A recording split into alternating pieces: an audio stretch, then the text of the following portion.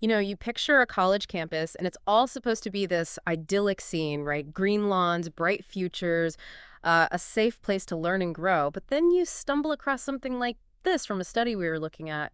The idea that these attractive, inviting places may, in reality, be quite dangerous. It really throws a different light on things, doesn't it? It absolutely does. And that very contrast, Yeah. the outward appearance of safety versus the, well, hidden potential for harm, is the core of what we're digging into today. We're going deep into the issue of violence on U.S. college and university campuses, primarily through the lens of a comprehensive study from 1995. Exactly. And for you tuning in, our mission isn't to sensationalize or create alarm, but to really understand the nuances of this issue as it was understood back then. We'll be examining the data that was available, and right up front, we need to acknowledge that it wasn't always complete. Think of us as trying to piece together a clearer picture of a really complex problem. Precisely. Our main source is a review article that pulls together the research and data on campus violence from that era. It gives us a crucial snapshot of what was known, and perhaps more importantly, the significant gaps in our understanding back then. So, our goal today is to really get a handle on the scope of campus violence based on the information that researchers had access to in the mid 1990s. Okay, so let's start at the very beginning. The study points out that even defining violence itself is, well, more complicated than you might think. It's not just about physical fights, is it? Not at all. As the article highlights, violence can range from overt physical harm to something more insidious, the unjust or callous use of force or power. When we narrow our focus to campus violence specifically, the definitions become even broader. The study we're examining takes a really inclusive approach to what counts as interpersonal violence. And what does that look like in practice? What kinds of violence are they considering under this umbrella? They categorize it into three main types. First, there's physical violence, which includes things we typically think of like, battering and rape. Then there's verbal assault, which covers things like name-calling and harassment, targeting someone's gender, race, ethnicity, sexual orientation, and so on. And finally, they include psychological harassment, which involves intimidation that doesn't necessarily involve physical contact or spoken threats. That makes a lot of sense. It's about recognizing the different ways people can be harmed or made to feel unsafe.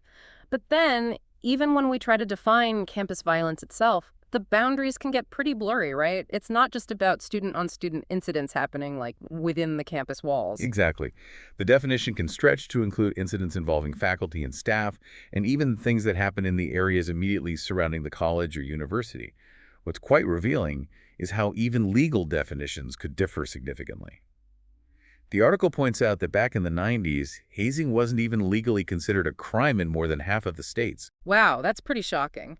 So, something that could be seen as a violent act in one state might just be, I don't know, shrugged off as a rough prank in another. Precisely. And even within the same campus, you can have very different interpretations of the same event. What one person considers a bit of harmless fun, another might experience as assault or harassment.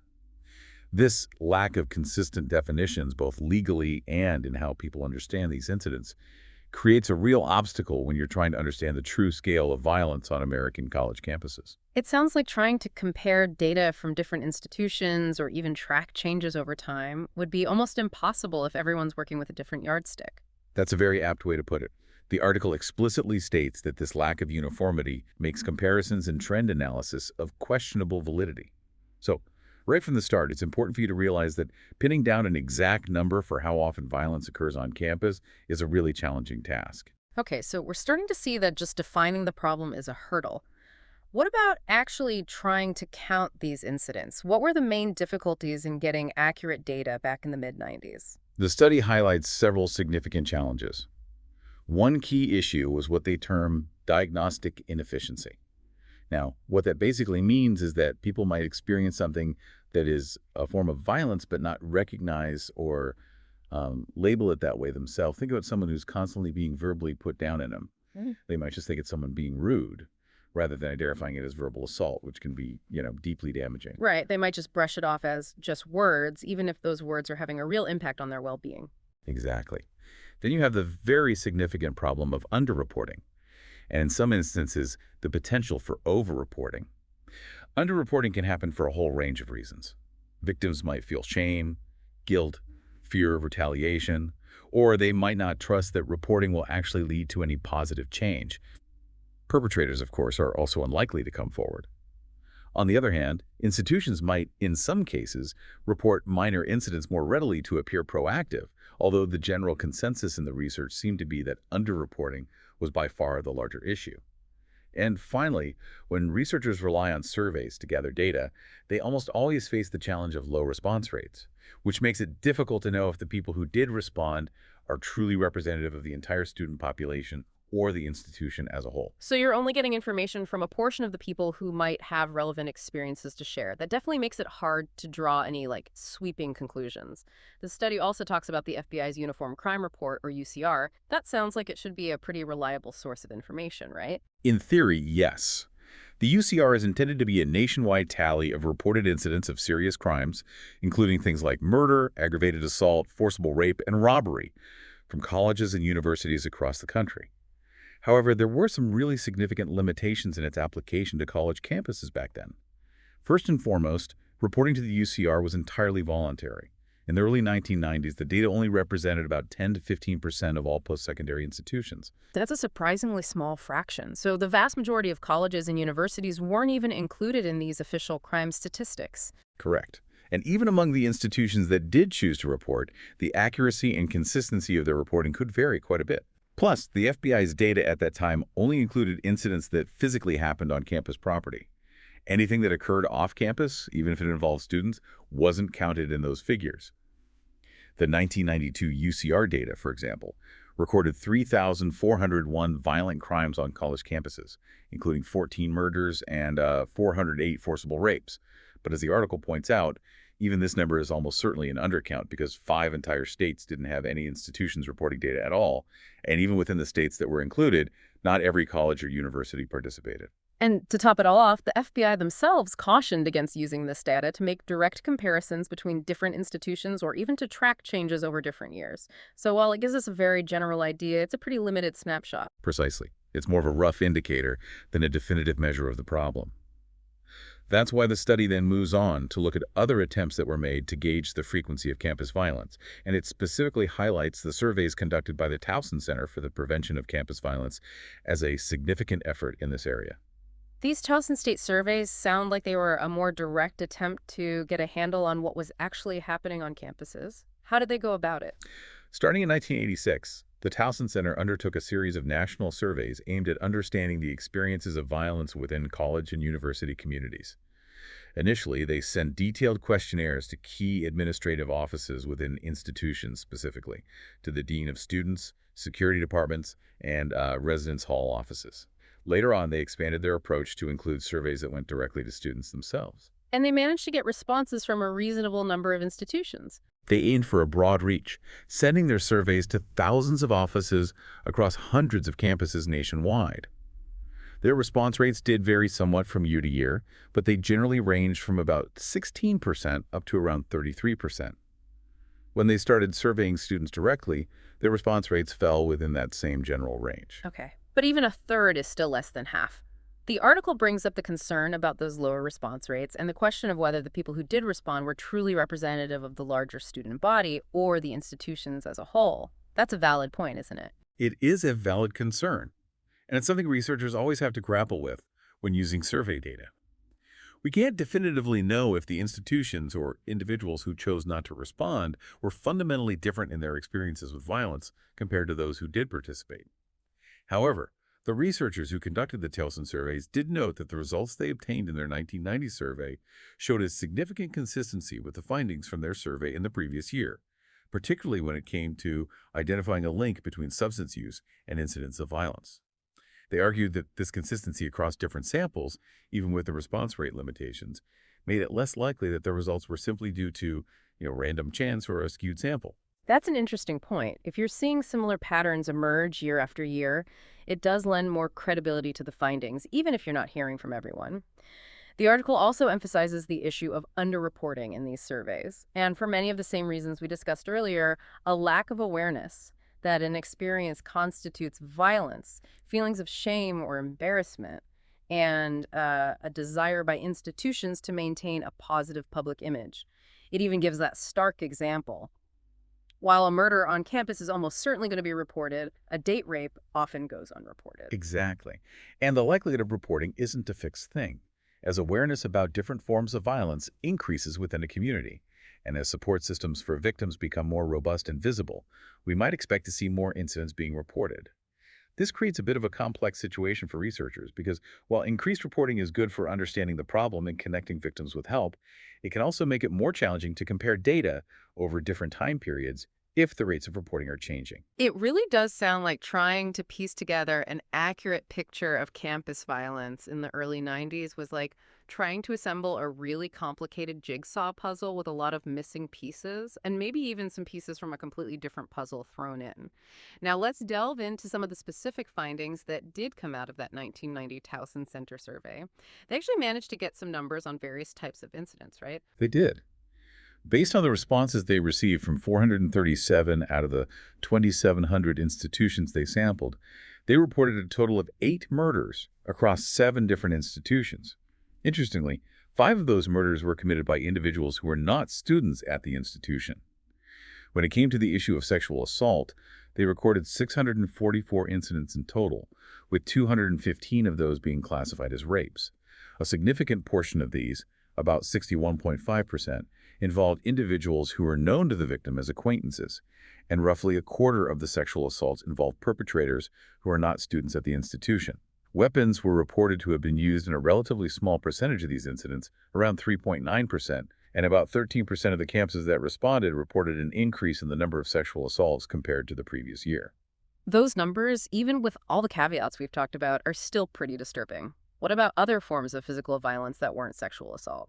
They reported a total of 3,007 physical assaults, with an average of about 7 incidents per institution, although some institutions reported as many as 91 physical assaults. Again, similar to the sexual assault figures, around 20% of these physical assaults involved perpetrators who were not students, and weapons were reported to have been used in nearly 8% of these incidents. About a quarter of the institutions that responded saw an increase in the number of physical assaults compared to the previous year. Incidents of mugging or strong-arm robbery were less frequently reported, with a total of 139 incidents. In over half of these cases, the perpetrators were identified as non-students, and in about a third of these incidents, a weapon was involved. It's interesting to see that breakdown of who is involved, the distinction between students and people from outside the campus community. What else did the survey reveal? It also collected data on violence targeting specific groups, didn't it? Yes, they recorded 219 incidents of violence that were directed at ethnic minorities and 38 incidents of violence targeting religious groups. It's worth noting that half of those incidents targeting religious groups were reported by a single institution. There were also 95 reported incidents of anti-gay or lesbian violence, and a notable cluster of 20 of those incidents occurred at just one campus. Overall, about 9% of the institutions that responded reported a year-to-year increase in incidents of bias-related violence. The survey also found 165 reported incidents of violence related to campus hazing activities and 259 reported incidents of arson. And it sounds like the most frequently reported type of incident wasn't a violent assault against a person at all, was it? That's correct. The most frequently reported on-campus issue was vandalism or the malicious destruction of property. They recorded a staggering total of 14,527 such incidents. On average, that works out to about 33 incidents per institution that responded, but some institutions reported hundreds of cases of vandalism. In about 1 out of every 7 of these incidents, a non-student was reported to be involved, and over a quarter of the respondents indicated that they had seen an increase in vandalism compared to the previous year. It's quite striking how unevenly distributed some of these incidents were, like the anti-gay violence and the violence against religious groups being so concentrated at just 1 or 2 institutions. The article points out that we don't really know the underlying reasons for that skewness, whether it's because those particular institutions were more diligent in their reporting processes or if there were specific factors present on those campuses that led to a higher number of incidents. It really underscores the complexity of the data. Exactly. That uneven distribution really highlights the multifaceted nature of the issue and the limitations we face when trying to draw broad generalizations based on this kind of data. Now, the study also takes a closer look at violence, specifically within college and university residence halls, referencing a separate study that was conducted in 1991. This study focused on where a significant portion of the student population lives, so it seems particularly important to understand what was happening there. What did that research reveal?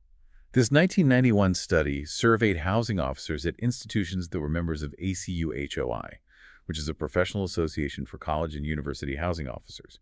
They achieved a response rate of about 39% from 49 institutions, and those institutions collectively represented over 500,000 students living in campus housing. The survey asked about reported incidents that had occurred over the preceding 2 academic years. The findings indicated that the most frequently reported victims were women, followed by resident assistants, then racial and ethnic minorities, and finally students who identified as gay or lesbian. It's concerning to see those specific groups being disproportionately affected by violence within their living spaces. And the article points out that resident assistants seem to be at a particularly high risk when you consider not just physical violence, but also things like vandalism and verbal harassment. Absolutely. While resident assistants typically make up only about 2% of the total student population in these surveyed institutions, they were identified as the target in over half of all the reported incidents when you included those less severe forms of victimization. That really suggests a unique vulnerability for students in those roles. The housing officers who responded to the survey also indicated a general perception that incidents of violence against women and racial tension within the residence halls had increased over the preceding 5 years. And just like with the broader data on campus violence, it sounds like underreporting was a significant issue within the residence halls as well. Yes. According to the estimates provided by the housing officers, less than a third, only about 28% of the approximately 20,000 incidents that they believed had occurred within their residence halls were actually officially reported through formal channels. Incidents that involved resident assistants as victims were thought to be reported somewhat more frequently, at around 50%. But that still leaves a very large number of incidents that went unrecorded in official statistics. This really paints a picture of a significant amount of concerning behavior happening on campuses that wasn't making its way into any official records. Now, the study also dedicates a considerable amount of attention to the issue of sexual victimization, referencing a national sample survey conducted in 1989 by COS. This sounds like a really in-depth look at a particularly serious form of violence. It was indeed a very detailed study. This particular survey achieved a remarkably high participation rate, with over 6,000 students from 32 different institutions responding to the questionnaire. They asked students about their experiences with both being victims and perpetrators of various forms of sexual victimization and aggression during the previous academic year. The findings that emerged were quite stark and concerning. Using the legal definition of rape, as it was defined in Ohio at the time, the study found that 83 out of every 1,000 women surveyed reported experiencing either a completed or attempted rape within a 6-month period. Even when they used the more restrictive legal definition of rape as defined by the FBI, the rate was still alarmingly high, at 38 per 1,000 women over that same 6-month period. Those are truly shocking numbers. And what did the study reveal about male perpetration of unwanted sexual activity? They found that 34 out of every 1,000 men surveyed reported perpetrating some form of unwanted sexual activity, including oral, anal, and vaginal intercourse, within that 6-month time frame. When they applied the FBI's stricter definition, that rate dropped to 9 per 1,000 men. What's also deeply troubling is that very few of either the individuals who experienced sexual victimization or those who perpetrated it reported these incidents to the criminal justice system. It really highlights the significant disconnect between the lived experiences of students and what was being officially acknowledged or addressed. The study also mentioned that a significant percentage of women who were victimized reported having subsequent sexual encounters with the person who had assaulted them. That's a really complex and difficult dynamic to understand. It is a complex issue, and it underscores the complicated emotional and psychological aftermath of sexual assault. Perhaps even more telling about the climate surrounding these incidents was the finding that a large majority, 73% of the women whose experiences met the legal definition of rape, according to the study, did not personally identify themselves as rape victims. Furthermore, a substantial number, 42% of these women, told absolutely no one about their experience. When they did confide in someone, very few of them went on to report the incident to the police or sought help from a rape crisis center. The study also delved into the characteristics of the men who were identified as perpetrators of these acts, didn't it? Yes. They found that in over half of the incidents where rape occurred, the person responsible was someone the victim was dating. The women who were victimized in these instances reported that the perpetrators had used alcohol more frequently and had been more violent compared to men who were involved in less severe forms of unwanted sexual contact. Interestingly, a high percentage of the men who admitted to perpetrating acts that met the definition of rape, 74%, reported that they had used alcohol or drugs at the time of the assault, and a similar percentage believed that their victims were also intoxicated. Despite this, relatively few of the perpetrators reported physically hitting or beating their victims or using a weapon during the assault. And, mirroring the experiences of some of the female victims, over half of the male perpetrators also reported having sexual contact with the victim again after the assault had occurred. And perhaps one of the most disturbing findings to come out of that research was that the vast majority of men, almost 90%, who admitted to committing acts that met the legal definition of rape did not even recognize or label their behavior as rape. That really speaks to a profound lack of understanding and awareness of what constitutes sexual assault. Absolutely. It underscores a critical need for comprehensive education and a significant shift in societal attitudes and beliefs surrounding sexual consent and violence.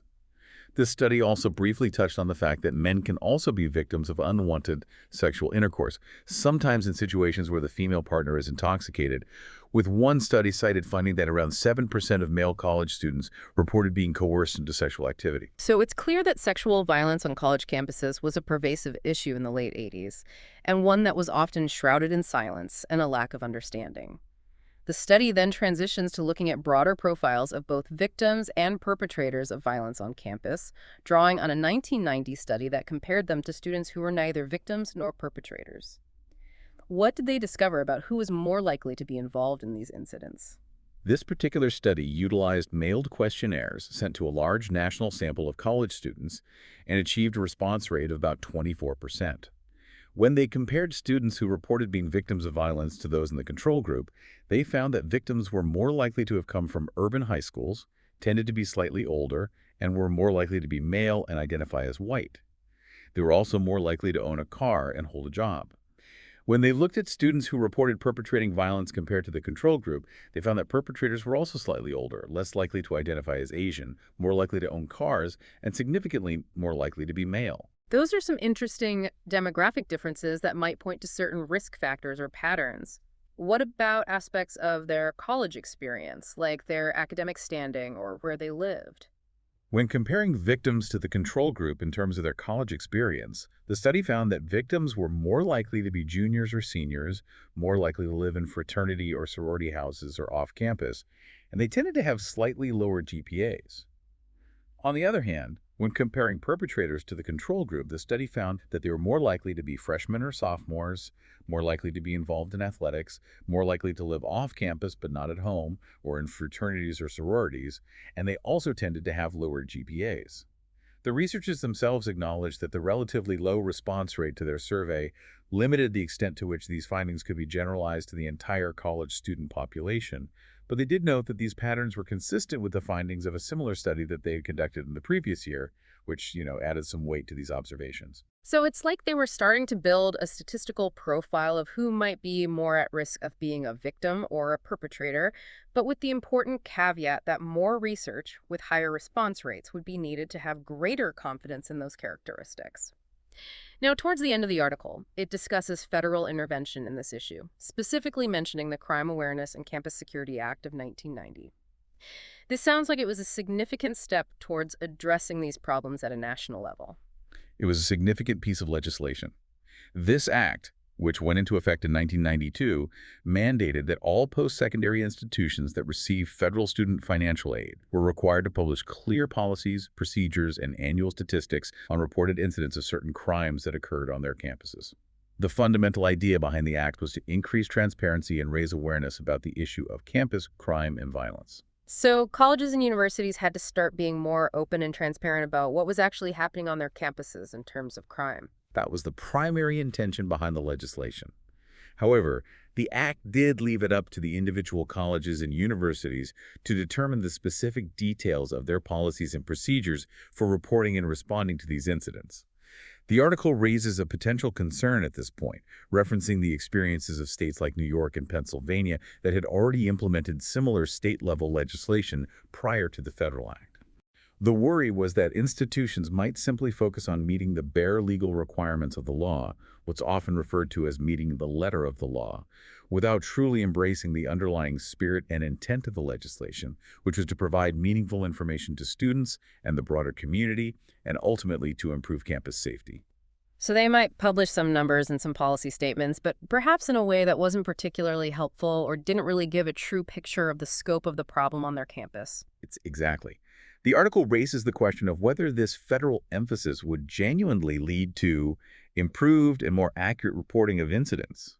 It also wonders whether colleges and universities that had more comprehensive and potentially higher numbers of reported incidents would be willing to share that data publicly, potentially risking negative comparisons with institutions that might report lower numbers, even if those lower numbers didn't accurately reflect the reality on their campus. It really brings us back to that fundamental and persistent challenge of how to gather accurate and reliable data on something as complex and often hidden as campus violence. So as we begin to wrap up this deep dive into the issue of campus violence as it was understood in the mid-1990s, what would you say are the most crucial takeaways from all of this information? Well, the central and overarching point is that campus violence is a multifaceted and complex issue, and the data that was available to researchers and policymakers in the mid-1990s, while providing some important insights and raising critical awareness, ultimately presented a challenging and often incomplete picture of the true extent of the problem. We've seen the significant hurdles that existed in terms of inconsistent definitions of both violence in general and campus violence specifically. We've also discussed the widespread issue of underreporting of incidents for a variety of personal and institutional reasons, and the considerable limitations in the data collection methods that were being used at the time, including the voluntary nature of reporting to the UCR and the challenges associated with achieving representative response rates in survey-based research. It really sounds like the researchers at that time were just beginning to grapple with the fundamental question of how to even effectively measure the scope of this problem. Precisely. The article touches on some of the established goals for violence prevention efforts, such as accurately identifying the magnitude of the problem, understanding which populations are most affected, pinpointing key risk factors, and ultimately developing and implementing effective intervention strategies.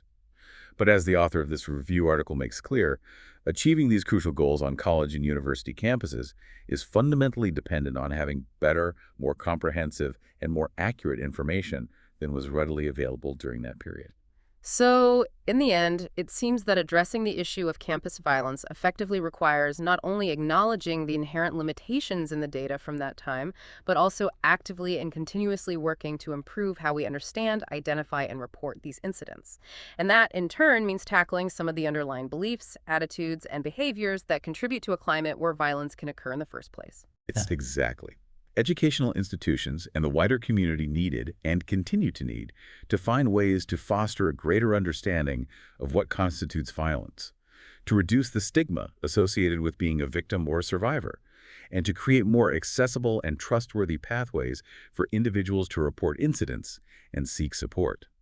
This requires a sustained effort to confront and change the societal and individual attitudes that can often act as barriers to recognizing and addressing violence in the post-secondary setting. Now, this has been a really insightful look back at how the issue of campus violence was being understood and measured several decades ago. Considering all the data and the challenges we've discussed from this period, it really prompts the question, what do you think are the most significant ways in which our understanding of campus safety and violence has evolved since then, and what persistent challenges do you believe still remain today? It's definitely something important for all of us to continue to think about and explore.